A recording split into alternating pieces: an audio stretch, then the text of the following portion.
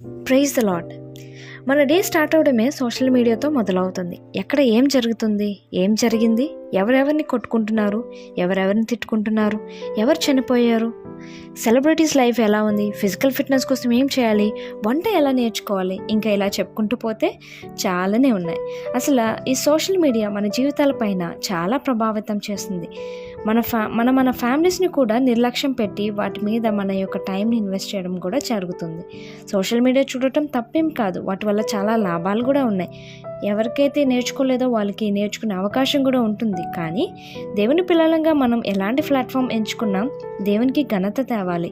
అపోస్తలుడైన పౌలు గారు ఫిలిప్పీలు రాసిన పత్రికలో 1వ అధ్యాయం 9 నుంచి 11 వచనాల్లో ఏమన్నారంటే, మీరు శ్రేష్టమైన కార్యములను వివేచింపగలవారొకటకు మీ ప్రేమ తెలివితోనూ సకల విధములైన అనుభవ జ్ఞానముతోనూ కూడినదై అంతకంతకు అభివృద్ధి పొందవలననియు, ఇందువలన దేవునికి మహిమయు స్తోత్రమును కలుగునట్లు మీరు యేసు క్రీస్తు వలనైన నీతి ఫలములతో నిండుకొనిన వారే క్రీస్తు దినమునకు నిష్కపటులను నిర్దోషులను కావాలనని ప్రార్థించుచున్నాము.